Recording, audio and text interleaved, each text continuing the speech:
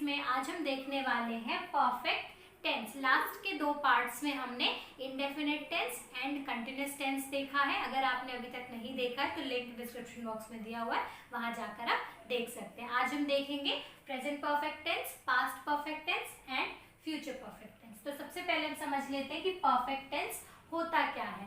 Perfect means क्या होता है? निश्चित, कंप्लीटेड, जो एक्शन कंप्लीट हो चुका है, ठीक है, कंप्लीटेड है।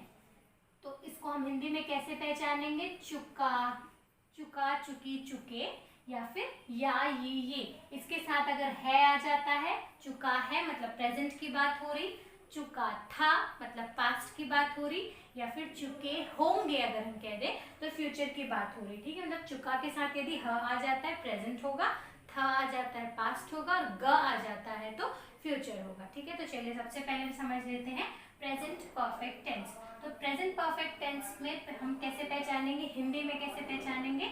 इस प्रेजेंट परफेक्ट टेंस में अगर कोई सेंटेंस है तो उसकी एंडिंग कैसे होगी? चुका है, चुकी है, चुके हैं, ठीक है। चुका, चुकी, चुके के साथ हम क्या देख रहे हैं? ह देख रहे हैं। या फिर या है, ये है, जिसे या ये से भी हो सकता है। फॉर एग्जाम्पल जैसे यहाँ पे सेंटेंस लिखा हुआ है आई हैव रिटन, मैं लिख चुका हूँ भी बोल सकते हैं, या फिर मैंने लिखा है, ठीक है। मैं लिख चुका हूँ या फिर मैंने लिखा है। तो इस तरह से आ है, ई है, ए है, इस तरह से इसकी एंडिंग होती है, ठीक है। अब यहाँ पे देखिए हेल्पिंग वर्ब और वर्ब क्या होगा।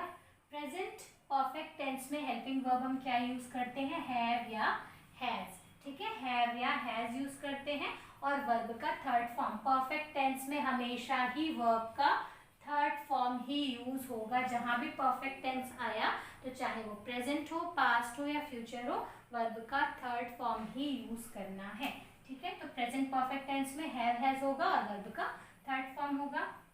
अब हम देखते हैं कि हैव और हैज कौन कौन से सब्जेक्ट्स के साथ यूज होते हैं।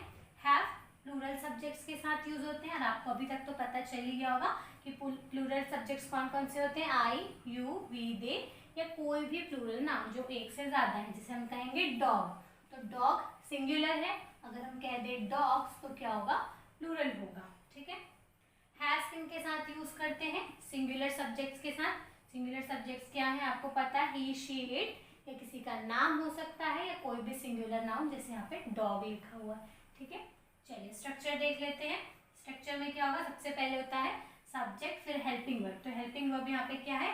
हैव या हैज है, फिर वर्ब का थर्ड फॉर्म है और ऑब्जेक्ट है। अफर्मेटिव में नेगेटिव बनाने के लिए क्या करना होता है? नॉट लगाते हैं। कहाँ पे लगाते हैं? हेल्पिंग वर्ब के जस्ट बाद। तो ये हो गया हेल्पिंग वर्ब, उसके जस्ट बाद हमने नॉट लगा दिया, और वर्ब का थर्ड फॉर्म ही होगा, ऑब्जेक्ट होगा। इंटरोगेटिव में हम क्या करते हैं? हेल्पिंग वर्ब को सब्जेक्ट के पहले लिख देते हैं, बाकी सब सेम होता है। तो यहाँ पे हमने हेल्पिंग वर्ब को सामने लिख दिया है, हैव या हैज को, फिर सब्जेक्ट है, वर्ब का थर्ड फॉर्म है, ऑब्जेक्ट है, क्वेश्चन मार्क। इंटरोनेगेटिव में क्या करते हैं? इंट्रोगेटिव तो है ही, मतलब हेल्पिंग वर्ब तो सामने होगा ही, साथ ही नेगेटिव भी है, तो नॉट कहाँ लगाते हैं? सब्जेक्ट के बाद। तो ये हो गया helping verb, subject, not, verb का third form, object, question mark. तो ये हो गया इसका स्ट्रक्चर, प्रेजेंट परफेक्ट टेंस का ये स्ट्रक्चर, ठीक है। बहुत अच्छे से इसको समझ लीजिए। देखिए एग्जाम्पल, आई हैव रिटन, मैं लिख चुका हूँ, ठीक है, या मैंने लिख लिया है, या मैंने लिखा है, तीनों ही करेक्ट है। आई हैव नॉट रिटन, मैंने नहीं लिखा है या मैं नहीं लिख चुका हूँ, इस तरह से भी बोल सकते हैं। हैव आई रिटन, क्या मैं लिख चुका हूँ। हैव आई नॉट रिटन, क्या मैं नहीं लिखा हूँ या नहीं लिख चुका हूँ। ही हैज रिटन, वह लिख चुका है या उसने लिख लिया है, ठीक है। दोनों ही तरह से हम बोल सकते हैं, लिख लिया है, उसने लिख लिया है, या फिर वह लिख चुका है, दोनों ही करेक्ट है। ही हैज नॉट रिटन, वह नहीं लिख चुका है या उसने नहीं लिखा है, ये ज्यादा सही लग रहा है। हैज ही रिटन, क्या उसने लिख लिया है, या फिर हैज ही नॉट रिटन, क्या उसने नहीं लिखा है, ठीक है। तो ये हो गया present perfect continuous perfect tense, जिसमें पहचान क्या होती है? चुका है, चुकी है, चुके हैं, या फिर या है, ये है। हेल्पिंग वर्ब हमेशा हैव या हैज यूज होगा, हैव प्लूरल के साथ, हैज सिंगुलर के साथ वर्ब का थर्ड फॉर्म ही यूज होना है परफेक्ट टेंस में। ये हो गया स्ट्रक्चर और ये हो गया एग्जाम्पल। तो आप और भी एग्जाम्पल्स बनाकर कमेंट सेक्शन में लिखेंगे। तो चलिए अब देखते हैं पास्ट परफेक्ट टेंस। तो ये है पास्ट परफेक्ट टेंस। तो कुछ नहीं करना, ये सेम प्रेजेंट परफेक्ट जैसा ही है, बस डिफरेंस क्या है, प्रेजेंट परफेक्ट टेंस में हम दो हेल्पिंग वर्ब यूज कर रहे थे, हैव एंड हैज, लेकिन यहाँ पे एक ही हेल्पिंग वर्ब यूज करना है, हैड। ठीक है, कोई भी सब्जेक्ट हो, सिंगुलर हो, प्लूरल हो, कुछ भी हो, सभी के साथ हैड यूज करना है। तो सिंपल है, जैसा हमने प्रेजेंट परफेक्ट टेंस में देखा था, सब्जेक्ट होगा, हेल्पिंग वर्ब होगा हैड, वर्ब का थर्ड फॉर्म ऑब्जेक्ट। नेगेटिव में नॉट कहाँ लगा देना है, हैड के बाद। इंटरोगेटिव में हमको क्या करना है, हेल्पिंग वर्ब हैड को सामने कर देना है और सब्जेक्ट होगा, वर्ब का थर्ड फॉर्म ऑब्जेक्ट। इंटरोनेगेटिव में नॉट कहाँ लगाना है, सब्जेक्ट के बाद, और हेल्पिंग वर्ब तो सामने होगा ही होगा। तो ये हो गया स्ट्रक्चर। ठीक है, बहुत इजी है, आपको बहुत आसानी से समझ में आ रहा होगा और बहुत आसानी से समझ में आ चुका होगा। ठीक है, अब यहाँ पे एग्जाम्पल देखिए, I had written. Present perfect में हमने क्या लिखा था, आई हैव रिटन, मैं लिख चुका हूँ। यहाँ पे हमने क्या लिखा है, आई हैड रिटन, मतलब चुका था, थी, थे। ठीक है, पहचान क्या होगी, पास्ट परफेक्ट टेंस में है की जगह पे बस हमको क्या लगा देना है, था, थी, थे, जो काम हो चुका था। पास्ट की भी पास्ट की बात हो रही है, तो आई हैड रिटन, मैं लिख चुका था, ये पास्ट का भी पास्ट होता है। आई हैड नॉट रिटन, मैं नहीं लिख चुका था। हैड आई रिटन, क्या मैं लिख चुका था। हैड आई नॉट रिटन, क्या मैं नहीं लिख चुका था। दूसरा एग्जाम्पल देखिए, ही हैड रिटन, वह लिख चुका था। ही हैड नॉट रिटन, वह नहीं लिख चुका था। हैड ही रिटन, क्या वह लिख चुका था। हैड ही नॉट रिटन, क्या वह नहीं लिख चुका था। तो है इजी है, बहुत इजी है। आप भी इस तरह से सेंटेंस बनाइए और कमेंट सेक्शन में ज़रूर लिखिए ताकि मुझे समझ में आए कि आपको समझ में आ रहा है। फिर ये टेंस कंप्लीट होने के बाद हम इससे रिलेटेड क्वेश्चंस की सीरीज लेकर आएंगे कि किस तरह के क्वेश्चंस एग्जाम्स में भी पूछे जाते हैं और किस तरह से आप स्पोकन में इन टेंसेस को यूज करके आप अपनी कॉन्वर्सेशन को और भी इफेक्टिव बना सकते हैं। तो चलिए अब हम देखते हैं future perfect tense. Future perfect tense, future perfect tense हम कब यूज करते हैं, जब हमको कोई संभावना बतानी होती है, भविष्य की संभावना। जैसे वे रायपुर पहुंच चुके होंगे, हमने खाना खा लिया होगा, वे वहां जा चुके होंगे।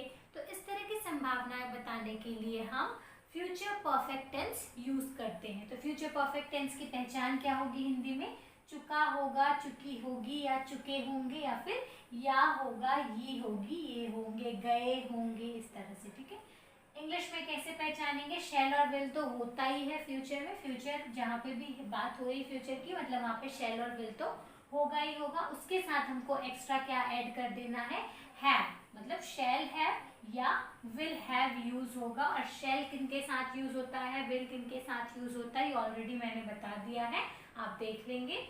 फिर यहाँ पे वर्ब का थर्ड फॉर्म ही यूज होगा, परफेक्ट मतलब वर्ब का थर्ड फॉर्म। तो स्ट्रक्चर क्या हो जाएगा, अफर्मेटिव, सब्जेक्ट होगा, हेल्पिंग वर्ब क्या होगा, शैल और विल के साथ हैव होगा, वर्ब का थर्ड फॉर्म ऑब्जेक्ट होगा। तो एग्जाम्पल क्या हो जाएगा, आई शैल हैव रिटन, मैं लिख चुका होऊंगा। ठीक है, नेगेटिव बनाने के लिए कहाँ पे नॉट लगाएंगे, जब दो हेल्पिंग वर्ब होते हैं।